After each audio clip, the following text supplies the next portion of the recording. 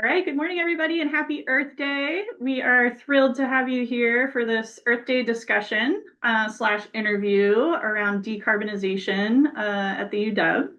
My name is Lisa Dulude. I am the UW Sustainability Director, and I'm here with my colleague. Hi, everybody. Happy Earth Day. I am Dave Woodson. I'm the Executive Director of Campus Energy, Utilities, and Operations here at UW. And also for this 1 year, I'm also the Chair of the International District Energy Association. Yeah, thanks, Dave. So we're excited to be here with you today, and the plan for today is to spend most of our time sort of doing a casual discussion and a bit of a Q&A with myself and Dave on the Seattle campus central power plant. And we will have some time at the end for questions. So that's sort of the format for today. But to start, I wanted to just give a little bit of context about decarbonization of our central power plant. And for those of you who may have been following this over the last few years, this isn't a brand new project. It's something we've been working on for a while. But essentially, Dave and we're in Dave's office. We are staring at the power plant right in the building right across from us. And this is the main way that we provide heat to our campus. So both space heating and hot water. And we have boilers in the power plants. Those boilers burn natural gas. That natural gas is used to create steam, essentially. I'm simplifying this, Sure. but create steam. It goes out in about 8 miles of tunnels across the campus and goes to all the classrooms, the different buildings, goes to the Montlake Hospital, and that steam is how we get heat and hot water for the majority of the campus. Maybe it's a subtle Yes, add. yes. So when the steam gets to the buildings, it goes to the mechanical rooms, and typically, for the most part, there's exceptions to everything.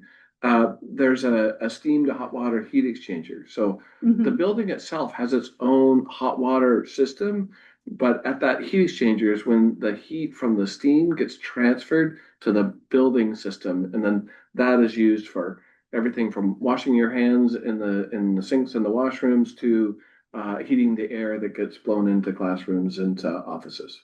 Perfect. Okay, Okay, sorry. thank you. No, that's Sure, great. sure. That's great. So the reason we're talking about the district energy system is because when we're talking about scope one emissions, which basically is fossil fuel emissions that we combust across the university, this power plant at the Seattle campus comprises about 90% of our direct emissions. So, and that's across the whole university. So our Bothell, Tacoma, Seattle campuses, our hospital and healthcare systems. So this is a big deal. And for a few years now, just a few, facilities and Dave and many people, it takes a team to work on this, have been developed a strategy to move us away from burning fossil fuels to a clean energy system, essentially electrifying our system. The first part of that strategy is to focus on energy efficiency, which we've always been doing, but you and your team have been looking at ways to scale that up. And we're going to talk about that a little bit more in a minute, but we always want to make sure that we're minimizing the amount of energy that we're using and trying to find spots where we may be wasting energy. A big step to move away from steam is to, instead of having steam loops, is to have hot water loops. And if anyone has been on the famous Dave Woodson decarbonization tour of the power plant, which you can come on an actual tour of the power plant if you'd like, Dave will tell you that the steam is too hot to enable us to electrify the system and put in heat pumps. So the plan is to slowly over time convert the steam system to hot water. And that will enable us to put in heat pumps. Again, I'm simplifying and I'm gonna try to keep Dave from going too much into the weeds today. I promise not to talk about Delta T. Yeah. I promise. Yeah, Delta T. But essentially those heat pumps, it will be a really efficient way to provide heat and hot water to the campus. It will also enable us, and this is part of the strategy, to do some innovative things like tap into the heat from the sewer lines that hug the Seattle campus, which is super cool. It's been done before. And then one of the other big steps is to move most buildings to a central cooling system. So we have some buildings connected to our central cooling system are chilled water loops, but the chilled water and the hot water loops work hand in hand together. And Dave's going to talk a little bit more about that. And it's also, we're really lucky that we have this centralized district energy system. Dave will tell you, and I'll tell you that we really were fortunate to have this. If we had, with the 160-ish, depending on how you count, buildings on campus all had their own standalone heating and cooling systems, it would be really inefficient, very difficult to maintain, more expensive. Is that fair to say? Absolutely. Yeah. Okay. And then the fifth part of the strategy, and you can see our strategy online. We'll talk about that and where to go to look for more information on the sustainability website. But the fifth part of the strategy is we know that there's going to be a portion of that steam that's going to be really hard to move to a hot water system just because of some of the needs of the hospital. Is that fair to say? And so that will be one of the last things that we look to change Yeah. or convert. Yeah, no, there's process loads for things like, autoclaves and sterilizers, and so that need is always there. Mm-hmm. And so yeah, that's kind of the last piece to address. Yeah. Yeah. Okay. All right. So now some questions for Dave. So Actually, just before you do that, oh, just one other thing for context. Like, Lisa, you used the word efficiency like quite a bit, or more efficient a number of times. And mhm. I think it's just worth spelling out that, like, kind of how important that every time Lisa or I use the word more efficient, it's not just sort of, a nice word to use. It's the fact that by being more efficient, we are saving the university money. And as we electrify a system and we're more efficient, we're reducing the amount of pressure and the amount of electricity that we need to buy. The more efficient we are, the less electricity that we're using. So there are options. Not all heat pumps are the same, for example. And so, um, you know, the more efficient the heat pump is, the less electricity it is using to generate the same amount of heating and cooling. And so, layered in multiple ways in our plans and our efforts are, what do we do? What can we do to be more efficient and therefore use less electricity? Yeah, great point. Thanks for spelling that out. And you made me think of one other thing that we typically talk about on the tour, just so that everybody Yeah, understands. sure. How is our electricity is cleaner because in general here in the Northwest, we're really lucky that most of our electricity comes from hydropower. It's a little different depending on which utility is providing that electricity, but that's essentially that big shift from burning fossil fuels to hydropower, which is Yeah, that gets into like the uniqueness of every location. And we're, one of our really fortunate pieces that we have is that we get our electricity from Seattle City Light. And not only are they, 90+% renewable energy, they're also just a great partner that we've been working with for a number of years now. So that, they're fully aware of our plans because as much as we're making pivots to be more efficient, we are still going to be using electricity in a time of year when we used to use natural gas. And so even though those heat pumps are more efficient, it's that there's still an incremental new use of electricity that didn't exist before. yeah, yeah, very, very good point. Yeah. Okay. All right. So this may seem like sort of a no-brainer question, but I think it's important to ask and important for you to share. Why is it important to decarbonize our energy system and get this power plant off of fossil fuels? Thanks for the softball question, Lisa. Yeah, if I were to like just, what's kind of unique about us is the concept of decarbonizing at scale. You mentioned 160 plus buildings, depending on how you count them. It's almost or over 20 million square feet of space. If we were to try to sort of decarbonize each building two at a time or three at a time, we're talking a 70 plus year process. Whereas trying to decarbonize the district energy system it enables us to, in essence, decarbonize at scale and accelerate what we're trying to do. Okay, it's not like a 2 year process. It's more like a 15-year process Yeah. to 2040. And but still, it's not 70 to 100 years. So, Hmm. why is this important? Well, beyond just UW's campus, like almost every university has a similar steam plant or use of natural gas that they, combust in boilers to produce steam. That is really common, and not just for universities, but also, name a city in North America, and they'll have a similar system. Even Seattle, the company Centrio, they run a steam system for downtown Seattle. And then every hospital that Hmm. typically a hospital campus also will have its own standalone steam plant. Now, as it turns out, for our campus, the hospital is part of our district steam system. Yeah. So, in decarbonizing our campus system, we're also enabling the decarbonization of the hospital.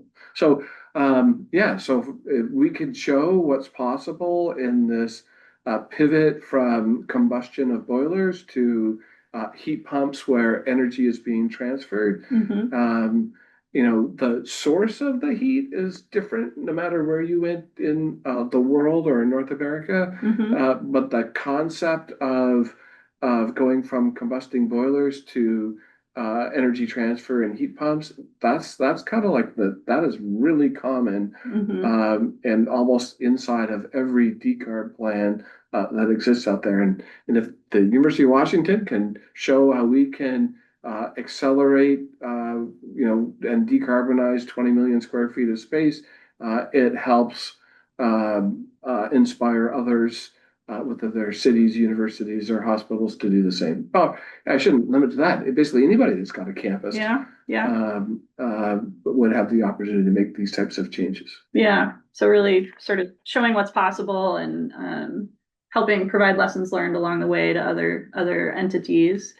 Another piece that I wanted to point out and have you share with people is that we're also required to do Oh this yeah. by the state, as well as the city of Seattle. So there's some state and local legislation in place, the Climate Commitment Act, the State Clean Building Performance Standard, and there's also building energy performance standards under the city of Seattle, which basically says we not only want you to use less energy, so become more energy efficient, but we also want you to transition off fossil fuels.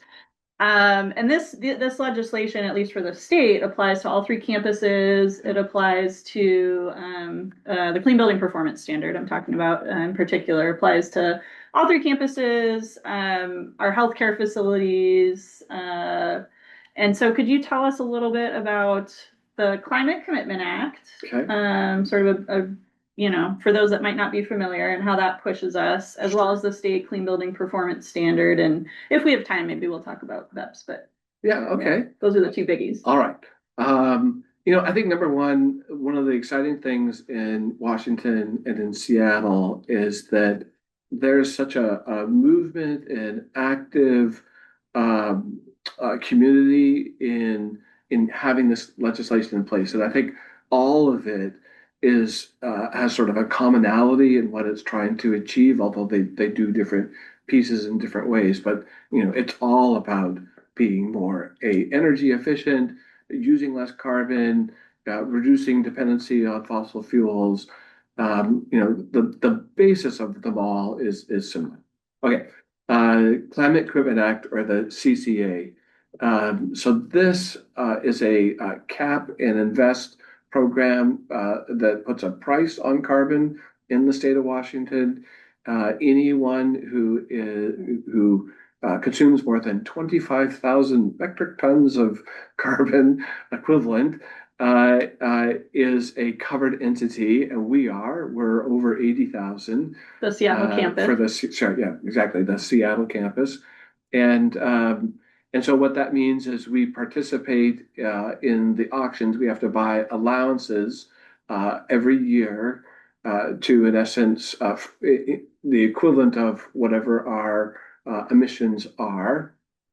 And and as you mentioned, those emissions and it's even more so because it's just focused on the stationary combustion emissions. So literally, the power plant natural gas is like Yeah. 98% of all of those stationary emissions, and and so we buy allowances in the marketplace, and that basically is our cost for the natural gas or fossil fuel that we buy, and sort of this additional premium that we now have to pay directly through our participation in those allowances.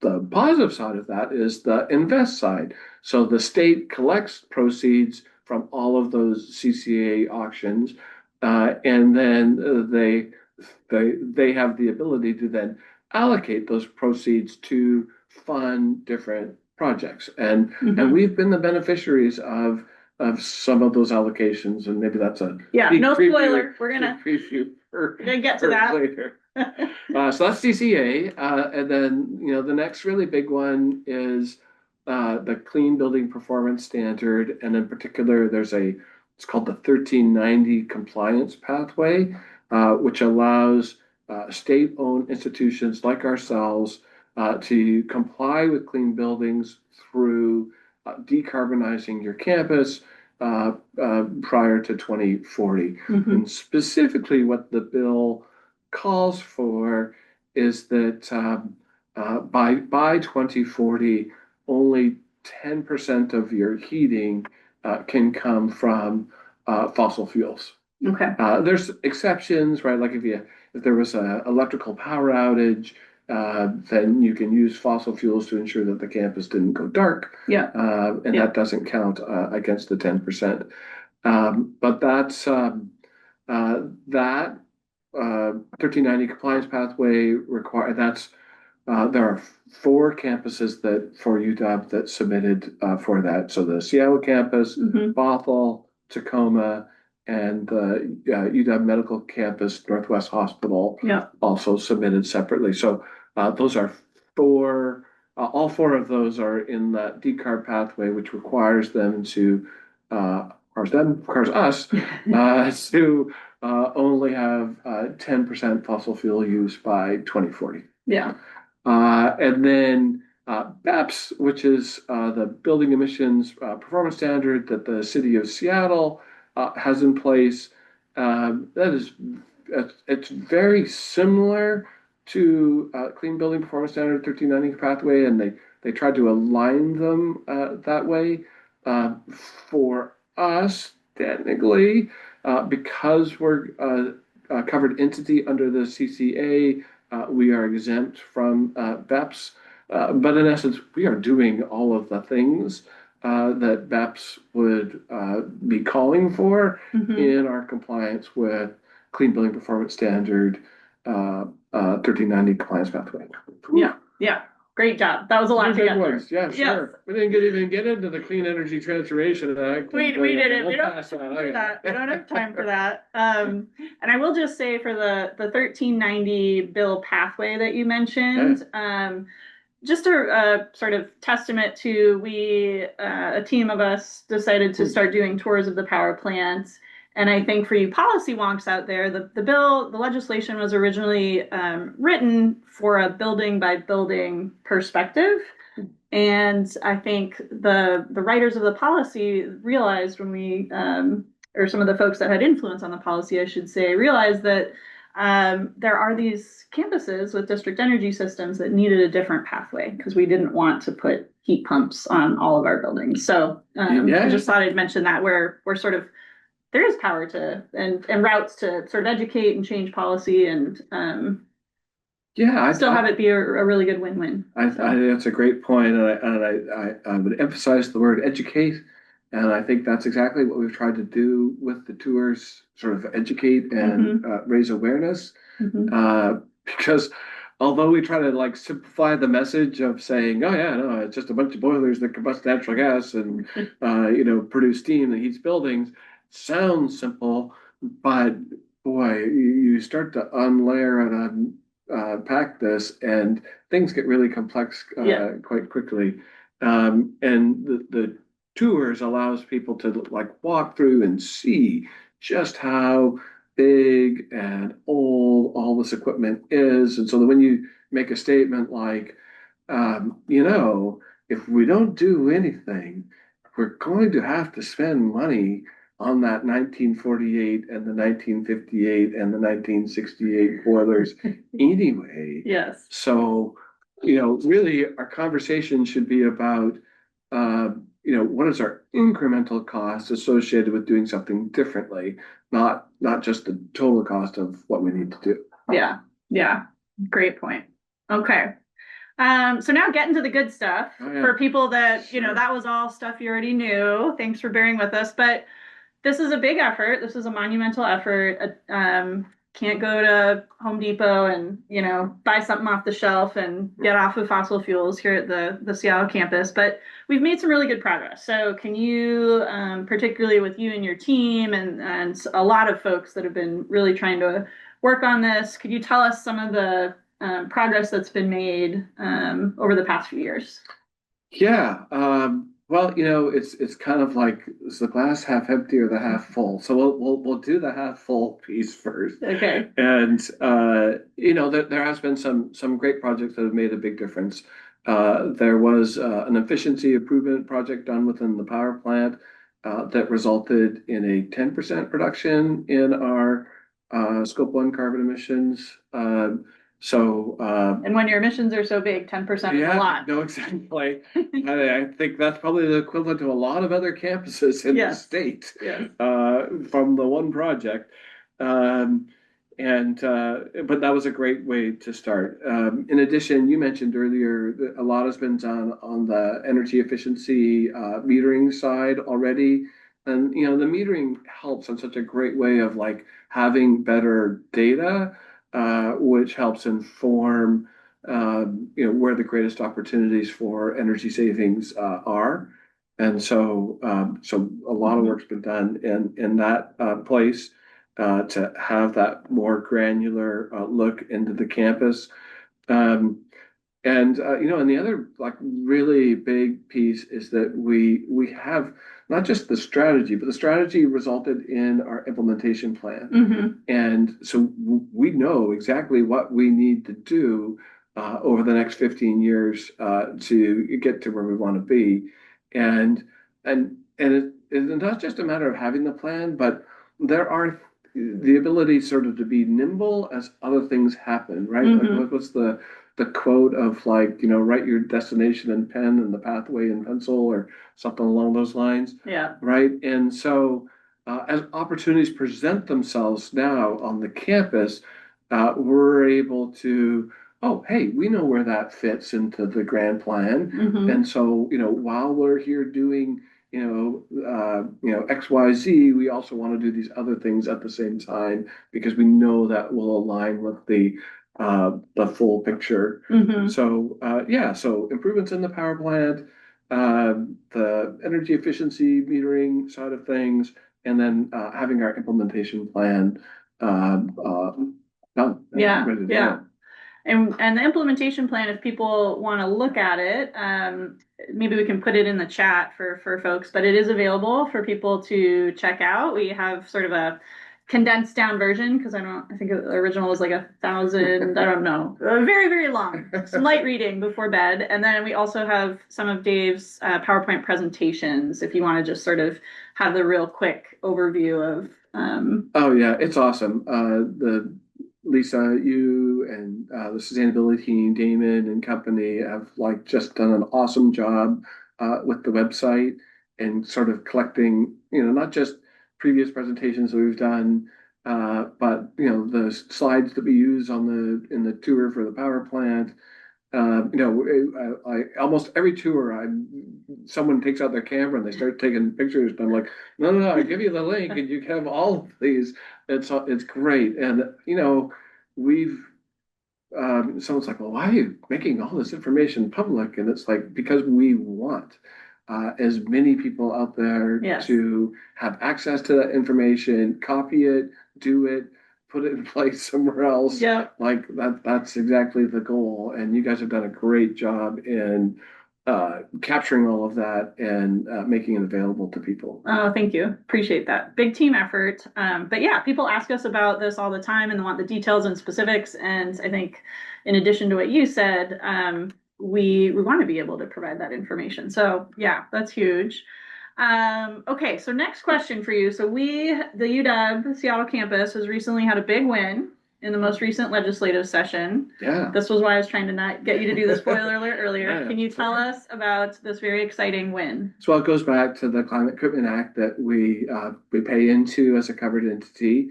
And I mentioned that the state then allocates proceeds. And we had made an ask in the 2026 supplemental budget for 47.5 million to do the first phase of our project Pivot.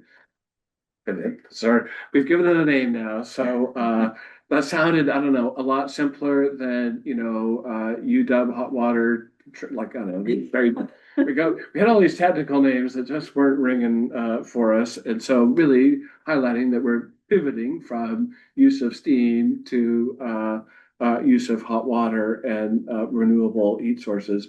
So 47.5 million in CCA proceeds just got signed off by the governor a couple weeks ago, and we're getting ready to go to the consultant community that is watching this. We're coming to the marketplace hopefully by next Tuesday. So looking forward to seeing every response to that. But in essence, this is the first phase. So it's the first hot water loop. We are aligning it so it connects with the new chemical sciences building that's under development, kind of like I was saying earlier, right? Like trying to align with and being opportunistic with things that are going to happen anyway. Emerging capital projects. So aligning this first loop to that building, but then also in doing that, creating future connection points for 15 other buildings that are on that same pathway along the way. Now, this was not what we originally were going to do as our first loop. Right. But it is a loop that was in the plan, and we just sort of changed the order and brought this forward in an effort to align it with the chemical sciences building. And there's also improvements inside the plant as well. So it's not just the hot water pipe loop, but it's also the ability to produce hot water. So we're going to install a 6 megawatt electric boiler in the plant, connected to a energy transfer station that allow us to take either steam from the electric boiler or steam from the regular boilers, convert to hot water, and then distribute that hot water into the new hot water lines. That way, the building still has redundancy of the electric boilers backed up by the gas boilers. And allows us to start getting that first hot water loop in place. Okay, that's really exciting. That's great. Okay, so we've got about 30 minutes left and a few more questions, and we want to make sure that there's time for questions from those of you that are watching online. So, what are the next steps, especially now that we have this project ready to go? Yeah, well, number one is execute that project. Right? It's great that the state legislators have put confidence in us, in our plan and what we need to do, and now we need to deliver on the fact that they've made that first investment to us. Second, we're planning for the 27-29 biennium, and so we have our next set of projects. The most significant one or the top one on that list is the new electrical substation that we're calling the UW station. A little play on words there. And that goes back to what I was saying earlier, that despite all our efforts to be more efficient and use less electricity, we're still using electricity when we used to use natural gas. And that puts pressure such that we were nearing our capacity anyway for our campus. And so the plan is to build this new substation that would be dedicated to UW. They're other drivers behind that. Hmm. But I'd also, highlight really for the university to have the electrical capacity and the resilience that it needs as a tier one research university campus with a hospital connected to it. This is a critical project that needs to proceed. So that's in our 27-29 plan, but it's still in the plan. A lot of steps to go through to get approval and funding. Okay. And then the third piece that we've also been exploring is because there's been a lot of conversation at the state level as well as what would private partnership look like Hmm. in the delivery of this whole program. And so we've been just trying to learn and explore and evaluate what other university campuses, what other medical programs have done in an effort to, what could a P3 opportunity look like here on our campus? Public-private partnership. And is that, thank you, and is that something that we want to do Yeah. and that aligns with our values as the campus? Okay. But just to try to understand the Yeah. marketplace of what the pros and cons of that delivery would be. Well, I think that's a really good segue into the next question of what are some of the major hurdles we face. So you mentioned public-private partnerships and financing has always been a hurdle for a project of this scale. But so could you talk a little bit more about that if you think you have more to say? But what are some of the other hurdles that you anticipate moving forward or that you're facing right now? Yeah, I don't know if I would try to like prioritize these ones, but scale is definitely like one of the top three. It's such a big campus that when you sort of add up the dollar value of everything that we need to do in this program, it's substantive. And then when you try to align that with state budgets, where it's like a two-year biennium, and they really want the projects that come into the biennium to be standalone, not something that is dependent upon a second tranche of funding coming in 29-31 or a third set of coming in. And yet, so here becomes our second part of our problem. Yeah. So number one was scale. Number two is the timeline that it takes to deliver. Yeah. So when we look at it at sort of 2-year budget cycles at a time, trying to deliver this by 2040 is challenging. Yeah. And then, so the third piece is just the actual funding. Yeah. Right. Even delivering by 2040, given the scale and that time frame, we're still looking at a substantive investment. And as much as it's great that in the state of Washington, there's a price of carbon and therefore there's proceeds from the CCA available, there's no way the CCA proceeds are enough to not just solve our problems at the University of Washington, but solve all of the problems in all the state institutions or state-owned district energy systems. So, right. Part of that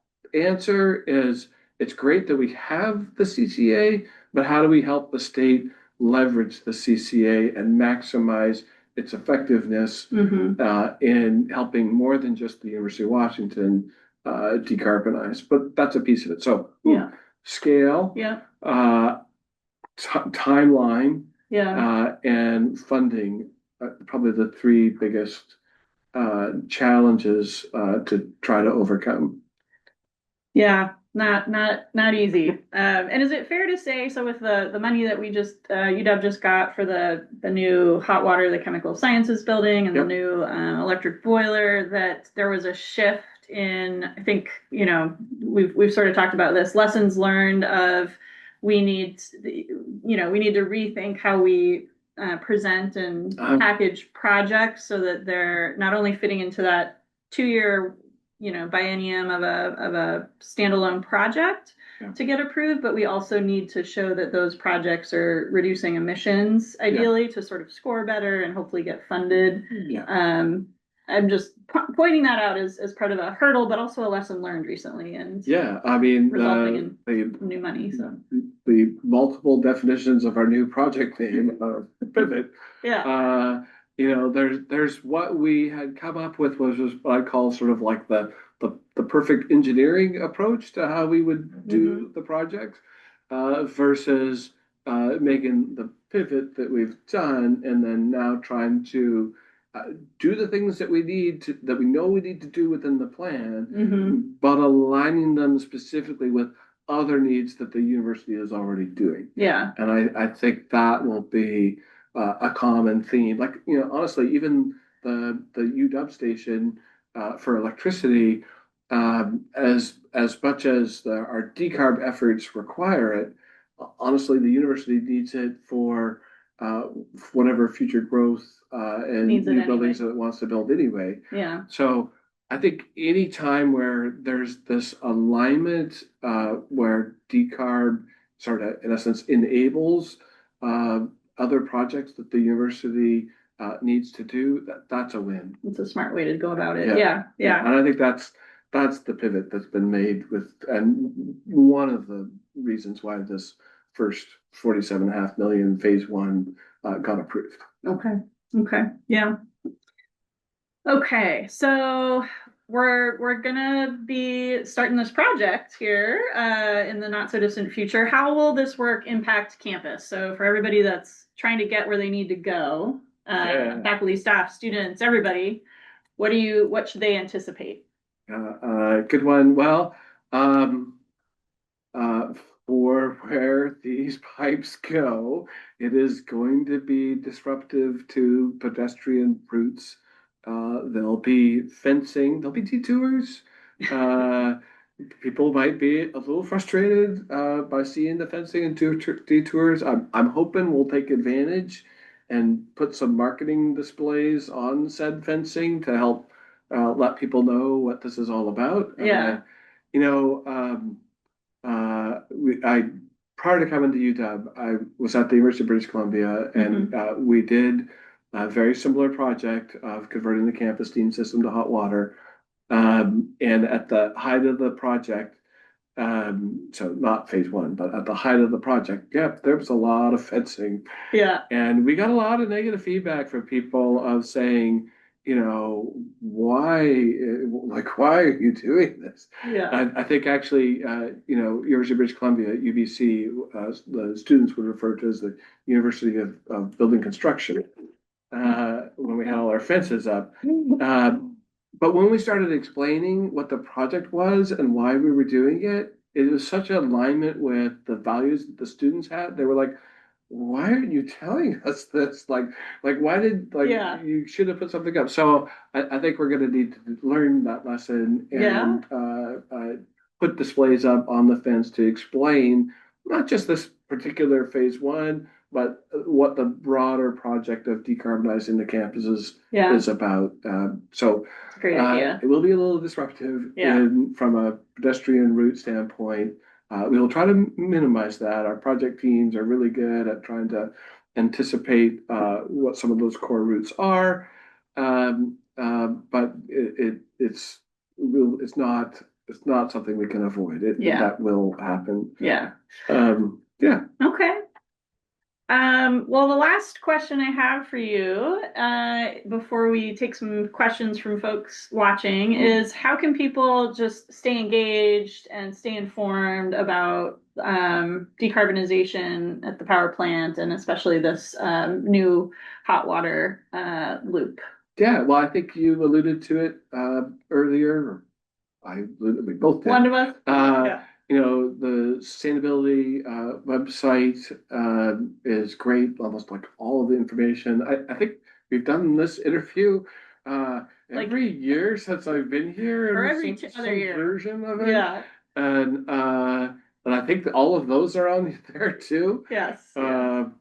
Uh, no, I think that's the great source of all of the information of what we're doing and what we've done. Yeah. And I think you even have created like a virtual tour for the power Yes, you plant. can take a So, virtual tour of the power plant. right, so folks Yep, that the sustainability website. can't make it out physically can go through that. So that yeah, there's a lot of really neat materials that you've guys have put together on your website. Yeah, yeah, okay. And I will just do a plug too for the, our office has been facilitating a new sustainability action plan along with our environmental stewardship committee members, lots of different partners and working groups. This is a plan for the university as a whole, an sustainability action plan. And we do talk about other elements of decarbonization in that plan. So the steam plant here at the Seattle campus is obviously a really big one, an important priority because it is the majority, the lion's share of our scope one direct emissions. But we talk about emissions from commuting, emissions from all the things, the goods and services that people buy. So stay tuned for that. It's coming out later this summer. But I wanted to just put a plug in for that and let people know that there's lots of different areas that we're looking to decarbonize. Yeah, it's really good. I'll also add, like, we still do the tours, right? Yeah. So, for people that are interested, we've had professors reach out to us for different classes that we've done. I think we've both done guest lectures for different classes that people have reached out to us on. Uh, we really have been going out of our way to get our message out there of our plan, of what we want to do, building support. And I think anybody that's ever asked us to come present, we've found a way to make it happen. Yeah, good point. So, if anybody is thinking, oh, I don't know if I would ask. Yeah, And we would be glad to do it.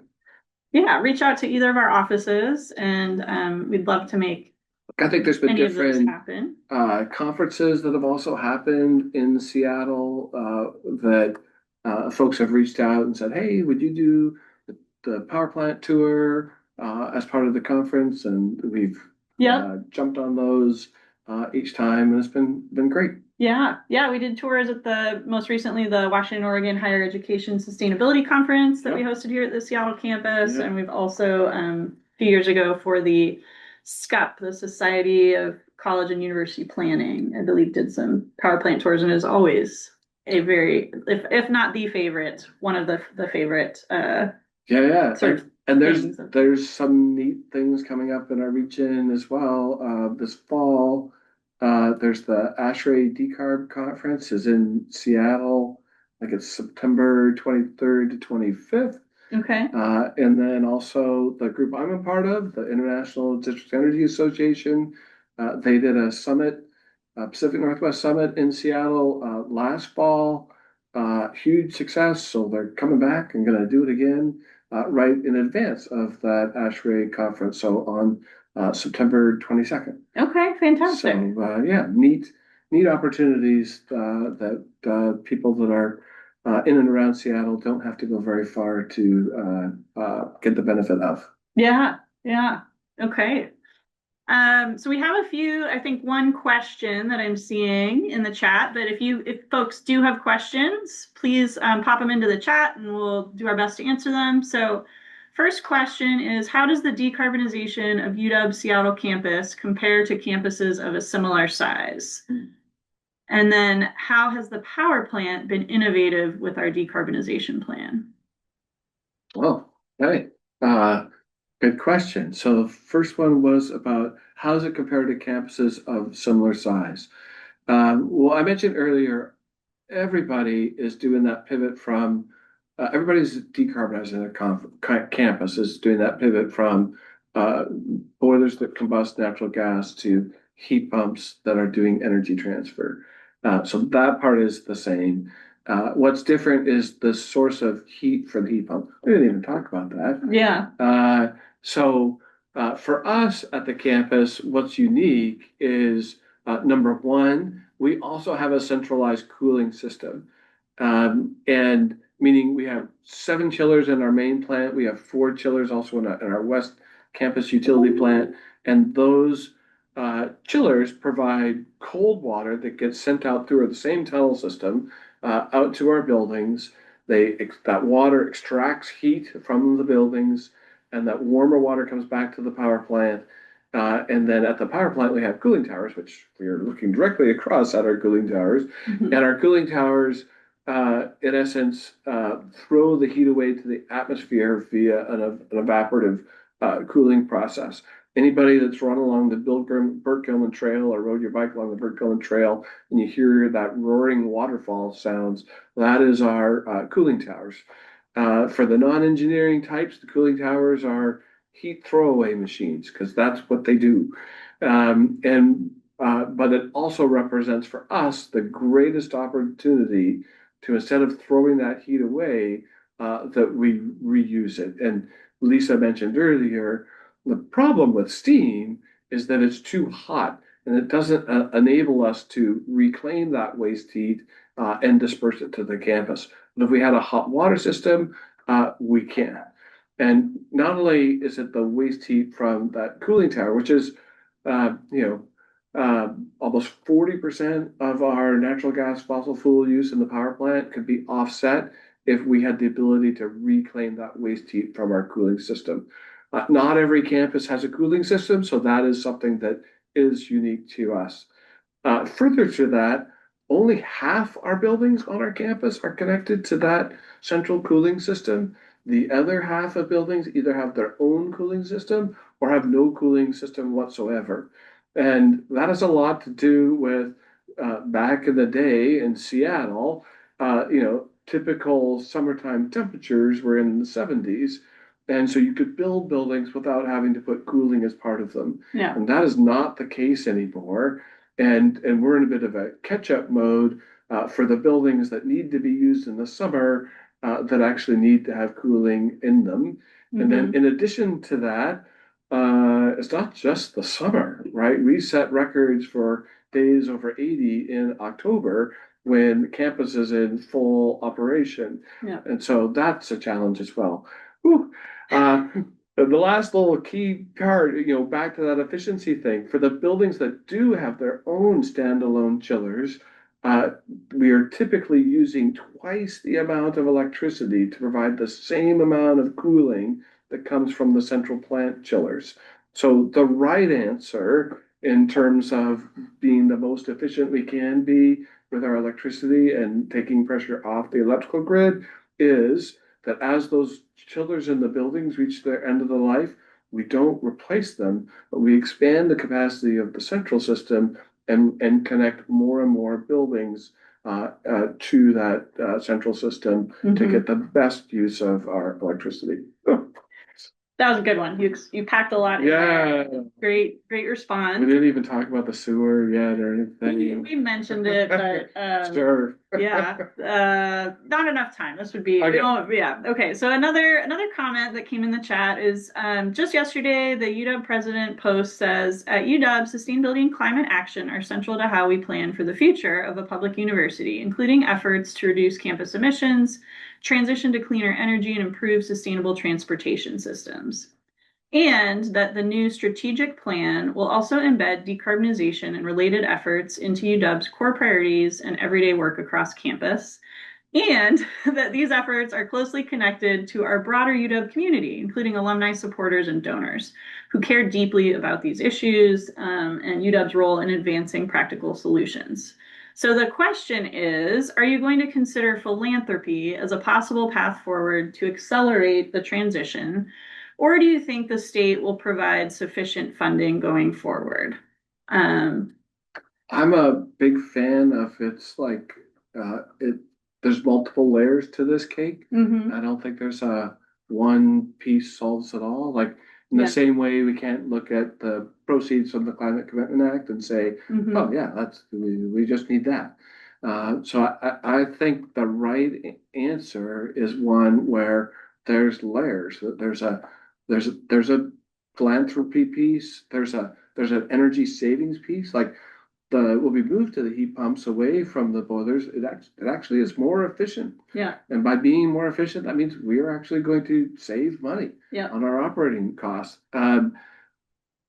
Is there enough operating savings to offset the capital of what we need to do? No.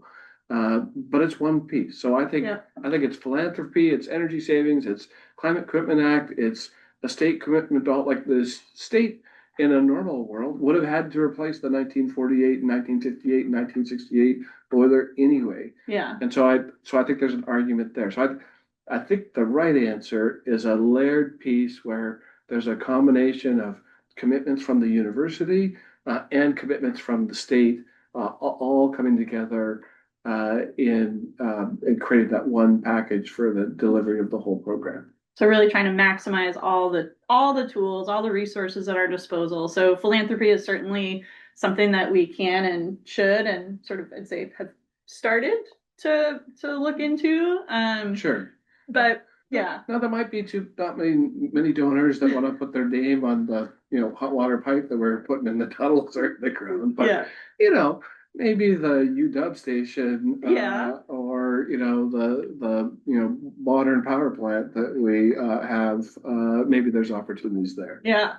Yeah. You and I a couple years ago were at a tour of Stanford's plant where they've decarbonized and people get married there. So you never know.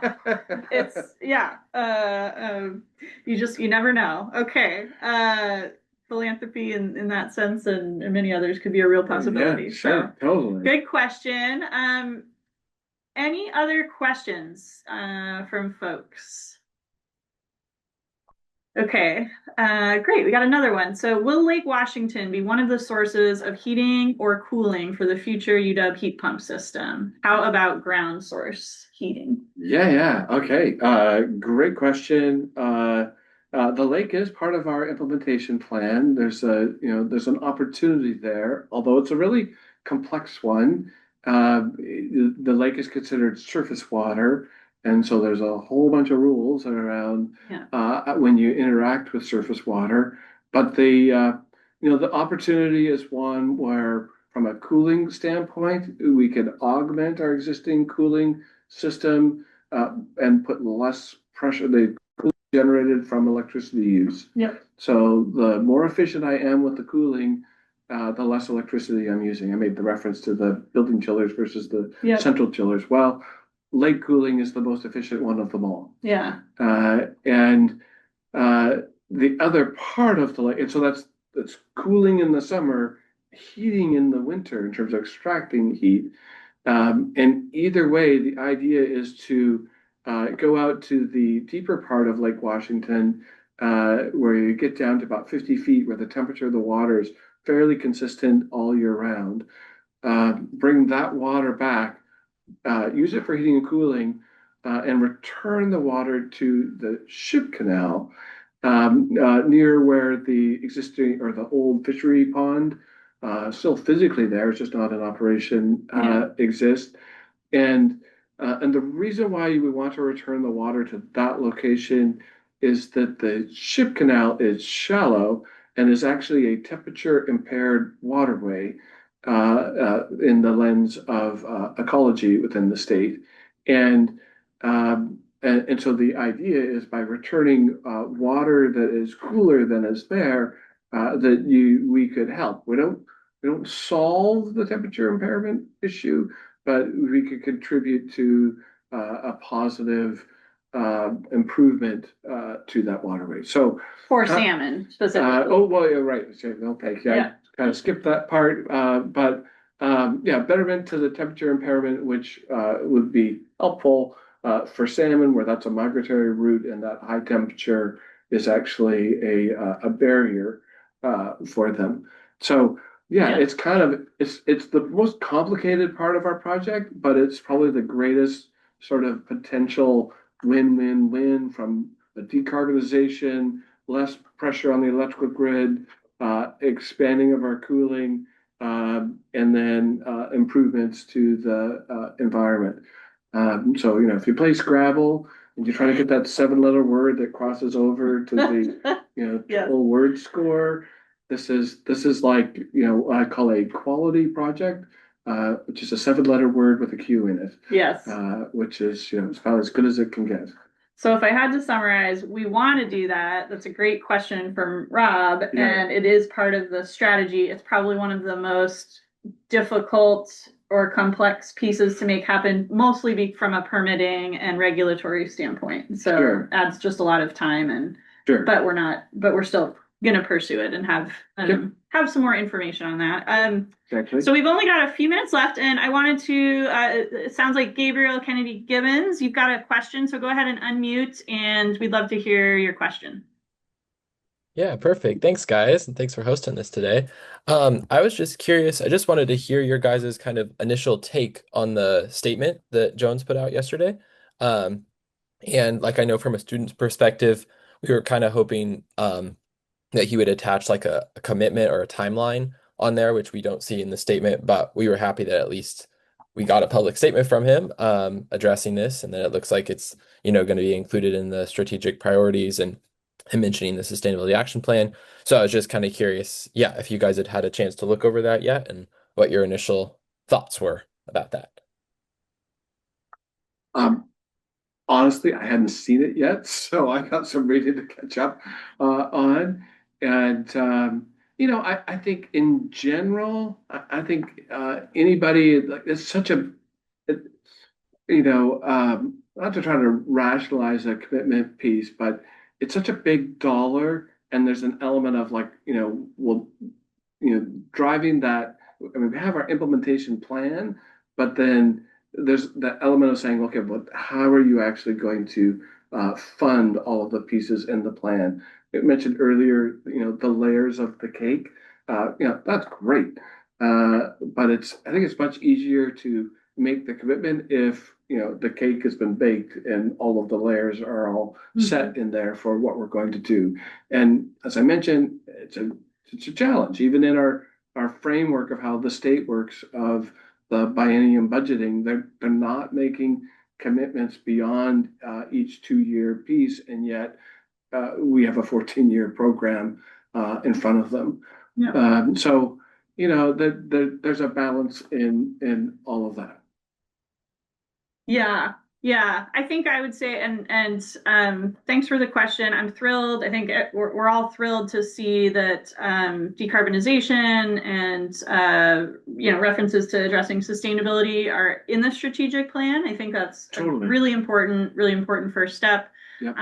Also, the president put out a really lovely message today on Earth Day that highlights this work and also highlights the Sustainability Action Plan and the new funding that we just talked about from the legislature. So I think there's a lot of really a lot of support and just reiterating Dave's what Dave talked about, which is it's such a massive undertaking and expensive project that I think we're going to be navigating how we pay for it really, until the project is done. Yeah. Because especially with the political climate at the federal level and global level, just a lot of things are happening and uncertain as well. So all that said, I think the progress we've made is really put us on a good path forward. So Yeah, I think we've set the table for what happens next, and really critical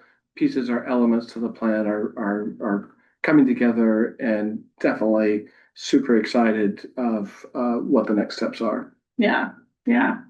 Okay, well, I want to wrap up. We're at time, but thank you so much for spending this hour with us to talk about decarbonization and the district energy system here on the Seattle campus.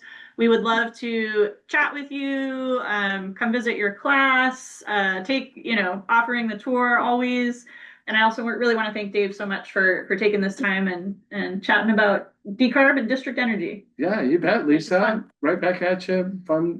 Look forward to the next time we do this. So, All right. all the best. Okay. Thanks, everyone. Happy Earth Day. Happy Earth Day, everyone.